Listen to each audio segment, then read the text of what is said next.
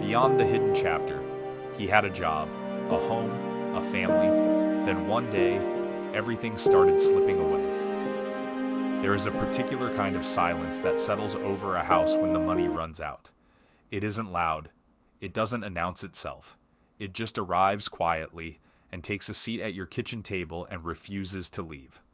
I learned the shape of that silence over the worst year of my life, and I want to tell you about it, because I think most people walk closer to its edge than they realize. My name is Daniel Morgan. When all of this began, I was 35 years old, living in a modest terraced house on the outskirts of a town in the north of England, the kind of town where everybody's grandfather had once worked in a factory that no longer existed.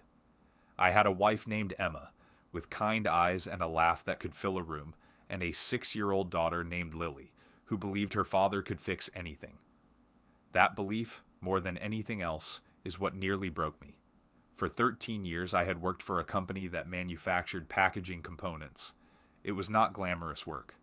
I managed logistics, coordinated suppliers, made sure boxes went from one place to another without anyone losing their mind. But it was steady. It was honest. Every month the wage landed in our account, and every month we made it stretch across the mortgage, the council tax, the gas and electric, the weekly shop, and a little put aside for Lily's future. I was proud of that little bit put aside. It was not much, but it was ours, and it represented the only thing I really wanted from life, which was the quiet confidence that my family would be all right. I remember the morning everything changed with an almost unfair clarity. It was an ordinary Tuesday. I had eaten toast standing up at the counter, kissed Emma, and told Lily I would be home for her bath. At 11 o'clock, they gathered us all into the canteen, and a man I had never met before, who had flown in from somewhere with a lanyard and a tired expression, told us that the company was closing. Orders had dried up. A larger competitor had undercut us on every contract. The numbers, he said, simply did not work anymore. He was sorry. He used the word regrettably several times, as though the right vocabulary could soften the floor falling out from under 140 people at once. I did not panic. That is the part I want you to understand. I walked out of that canteen, genuinely believing I would be fine. I was experienced. I was reliable. I had 13 years of references and a clean record and a willingness to work. I told Emma that night, holding both her hands across the table, that we would treat it as an opportunity, a fresh start. I would have something new within a month, maybe 6 weeks at the outside. We even joked about it, the two of us, about how I would finally get a job with a shorter commute. We had no idea. You never do in the beginning. The cruelty of hardship is that it lets you keep your optimism just long enough to make its arrival hurt more. The first month, I applied for everything that seemed reasonable. I updated my CV, polished it until it gleamed, and sent it out into the world with the cheerful certainty of a man who had never been told no by it. The second month, I widened my search. I applied for roles below my experience, roles that paid less, roles I would have laughed at the year before. I told myself it was strategic. Get something in, keep the income flowing, climb back up later. Reasonable, sensible, the kind of plan a responsible man makes. The rejections came slowly at first, then in a steady, grinding rhythm. Most were not rejections at all, which was somehow worse. They were silence. You spend 2 hours tailoring an application, writing a cover letter that mentions the company by name and references their values, and you send it into a void that never so much as blinks back. Occasionally, a polite automated email would arrive, thanking me for my interest and informing me that on this occasion they had decided to progress other candidates. On this occasion, as though there might be a kinder occasion waiting somewhere down the line. By the third month, the savings were thinner than I wanted to admit. We had cut back on everything we could think of. No more takeaways, which we had only ever had on Fridays anyway. No more little treats in the weekly shop. I canceled the streaming subscriptions one evening, clicking through the cancellation screens with a strange formality, as though I were attending a series of small funerals. Emma picked up extra shifts at the care home where she worked part-time, coming home with her feet swollen and her smile worn thin, and never once, not one single time, did she make me feel that any of this was my fault. We had our conversations late at night, after Lily was asleep. That was when we allowed ourselves to be honest. I remember sitting on the edge of our bed in the dark, the curtains glowing faintly from the streetlight outside, and Emma's voice coming soft beside me, asking the questions we did not dare ask in daylight. What about the mortgage? What about the car insurance due in March? What if? We learned to speak in lowered voices, partly so we would not wake our daughter, and partly, I think, because some fears feel less real if you only ever whisper them. She would put her head on my shoulder, and I would feel the weight of her trust, and I would lie awake long after she had drifted off, staring at the ceiling, doing arithmetic that never came out in our favor. The thing nobody tells you about losing your income is how quickly the bills keep their pace, indifferent and punctual. The mortgage did not care that I had lost my job. The council did not pause the tax. The energy company sent its statements on schedule, the numbers creeping upward as the weather turned colder. I sat at the kitchen table one night with all of them spread out in front of me, and I tried to make the columns balance, and they would not, no matter how I arranged them. There simply was not enough. For the first time in my adult life, I was looking at a future I could not afford. I missed a credit card payment in the 4th month. Just one. I had always been the sort of person who paid everything on time, who treated a bill as a kind of moral obligation, and I felt the missed payment as a personal failure, a small stain on something I had spent years keeping clean. Then one missed payment became two. The letters changed tone. The friendly reminders grew teeth. I began to recognize certain envelopes by the color of the print, and I learned to feel my stomach drop at the sound of the letterbox. My credit score fell. I watched it happen on one of those apps, the little number sliding downward, and I understood for the first time that being poor is expensive. The lower that number went, the worse the terms became on everything, the higher the interest, the fewer the options. It is a trap built into the architecture of the whole thing. The moment you most need a little breathing room is the precise moment the world decides you are too much of a risk to be given any. I do not say that bitterly or to blame anyone. It is simply how the machinery works. Nobody designed it to crush a man like me on purpose. It just doesn't notice when it does. Through all of it, the hardest part, harder than the bills, harder than the rejections, was Lily. She was 6. She did not know the word redundancy. She knew only that Daddy was home more now, which she thought was wonderful, and she had no idea what it cost me to keep my face arranged into something cheerful every time she looked up at me. I became an actor in my own home. I would spend the afternoon staring at a rejection email, feeling something hollow open up in my chest, and then I would hear her key turn, hear her little feet in the hall, and I would fold the whole thing away and become her father again. Strong, certain, the man who could fix anything. She asked me once, in that direct way children have, why we couldn't go to the cinema like we used to.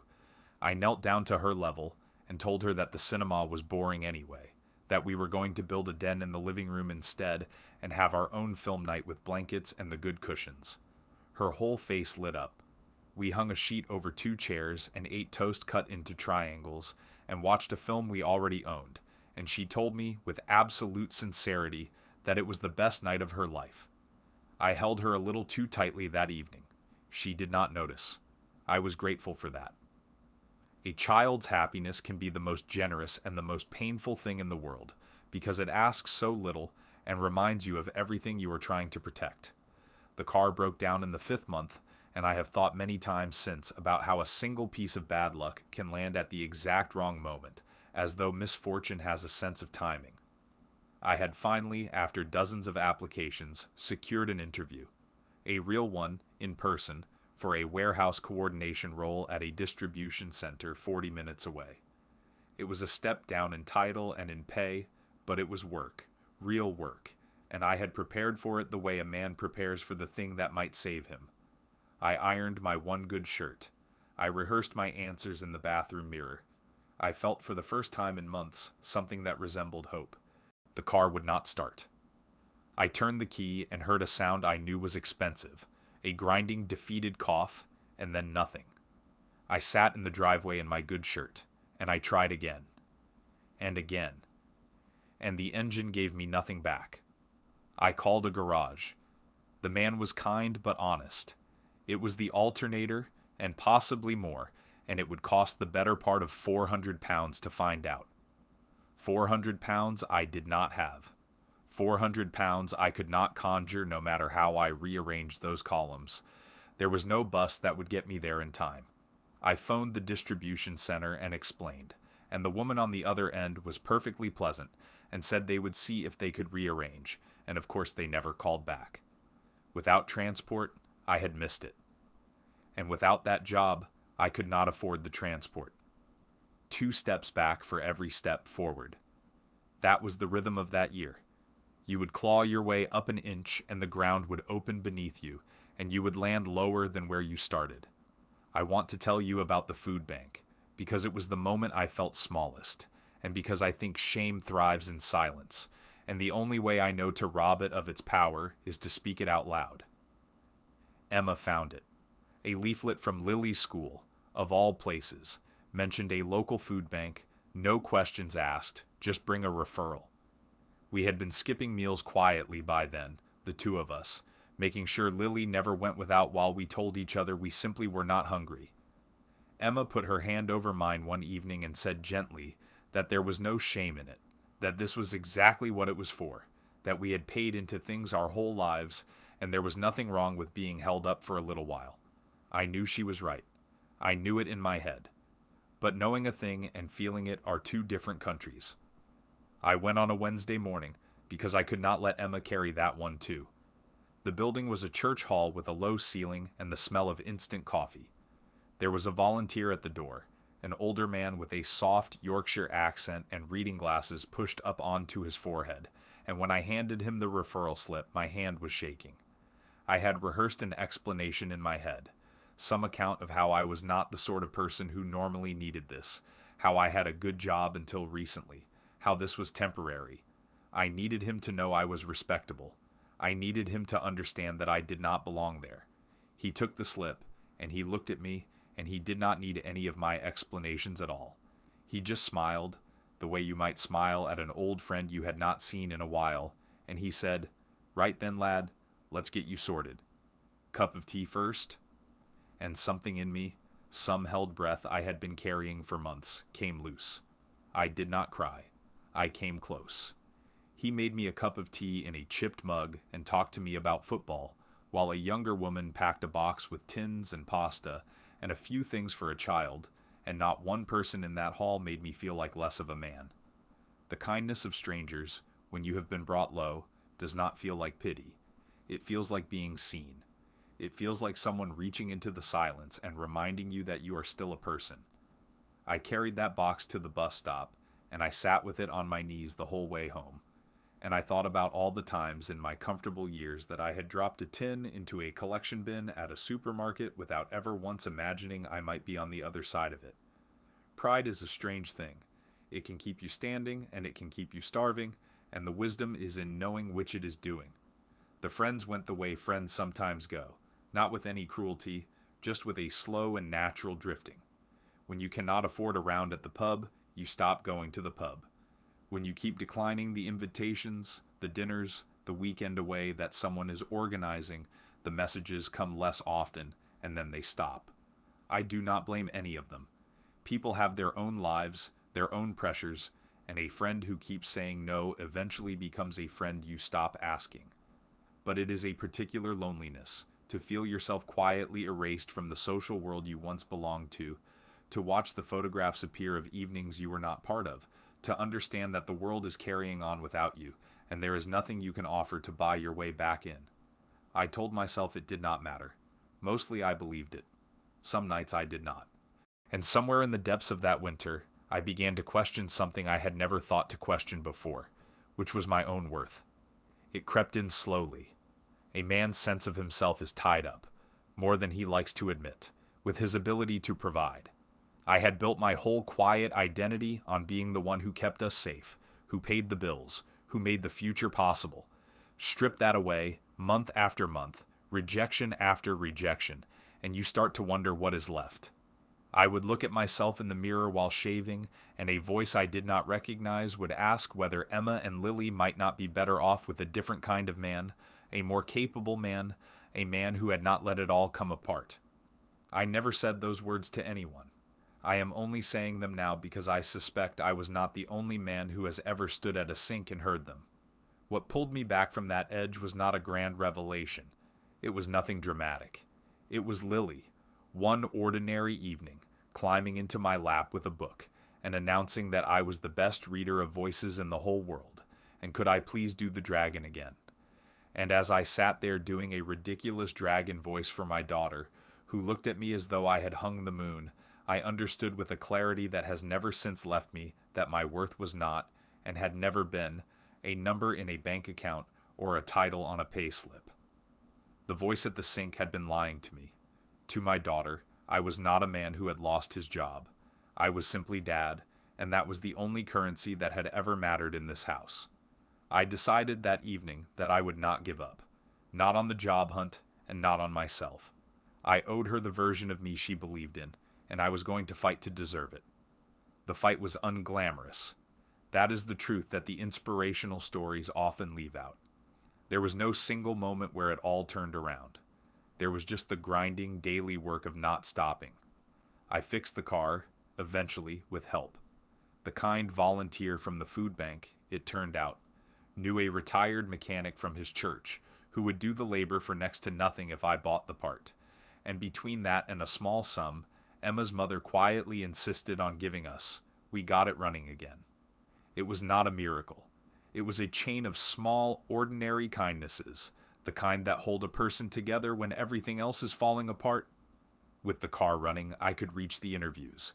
I took a course at the local library, free, on warehouse management systems, sitting at a public computer for 2 hours a day, retraining myself in something I could actually offer. I lowered my expectations and raised my effort. I stopped applying for the man I used to be, and started applying for the man I was now, willing, experienced, humbled, and ready to do honest work without complaint. The job, when it finally came, in the 8th month, was not the job of my dreams. I want to be clear about that, because I think the dreaming sometimes does us harm. It was a coordinator role at a regional distribution depot, shift work, a wage that was decent but not generous, the sort of job I would once have considered a stepping stone rather than a destination. I took it with a gratitude so fierce it surprised me. I remember the phone call offering me the position. I had to sit down on the bottom stair, and I put my hand over my mouth, and when Emma came through from the kitchen and saw my face, she knew, and we held each other in the hallway, and neither of us said anything at all, because there was nothing that needed saying. Climbing back out was slower than falling in. It always is. The debts did not vanish. I rang each of the creditors, one by one, with my heart in my throat, and I discovered something I wish I had known months earlier, which is that the people on the other end of those phones are, more often than not, just people, and many of them are willing to work with you if you face them honestly rather than hiding. I set up arrangements, small amounts, every month, chipping away at a mountain that had once seemed unscalable. The first time a balance reached 0, I took a screenshot of it, the way you might photograph a sunset, and I showed it to Emma in bed that night, and we grinned at each other in the dark like a pair of children. Life did not become perfect. I do not want to pretend that it did. The shift work was tiring, and there were months that were still tight, and there were nights I came home aching, and there was a reminder letter still on the mat for a debt not yet cleared. But the silence had lifted. That is the thing I noticed most. The house had its sound back. Lily's laughter, Emma humming in the kitchen, the ordinary clatter of a family that is no longer holding its breath. We had less than we once had, in some ways, but we had something we had nearly lost entirely, which was peace. I think often about that year, now that I am safely on the other side of it. I think about how close so many ordinary, hard-working people walk to that same edge, how a single closed factory or a single broken-down car can tip a steady life into a freefall that has nothing to do with laziness or recklessness or any of the lazy explanations people reach for when it is happening to someone else. I think about the kindness of a man with reading glasses pushed up onto his forehead, and a retired mechanic I never properly thanked, and a mother-in-law who gave what she could not really spare. I think about how my wife never once let me carry it alone, even when I tried to. And mostly I think about a particular evening, not long ago, that I want to leave you with, because it is the whole point of everything I have told you. It was nothing special. A Thursday. I had finished an early shift, and Emma had made a shepherd's pie, the cheap and wonderful kind, and the three of us sat around our small kitchen table to eat it. The light was going golden through the window the way it does in early summer. Lily, older now, was telling some long and twisting story about something that had happened at school, a tale with no real plot that she told with enormous seriousness, and partway through she said something so unintentionally funny that Emma laughed. Properly laughed, that laugh that fills a room, and then I was laughing, and then Lily was laughing too, delighted to have caused it without quite knowing how. And I sat there, with my fork in my hand, and my family around me, in our ordinary house, eating our ordinary dinner, and I felt something settle in my chest that I had spent a whole year believing I might never feel again. There was nothing extravagant about it. There was no fortune, no dream job, no sudden change of luck. There was just a man and his wife and his daughter, laughing together over a shepherd's pie as the evening light came gold through the window. I used to think success meant becoming wealthy. I used to think it meant the savings put aside, the future secured, the number in the account climbing steadily upward. I do not think that anymore. I learned, in the hardest way I know, that success was never any of that. Success was this. Success was the laughter coming back. Success was getting my family back to this table, intact, together, still ours. I could not afford to be poor, but I learned that year exactly what I could not afford to lose. And it was sitting right there, laughing in the golden light the whole time,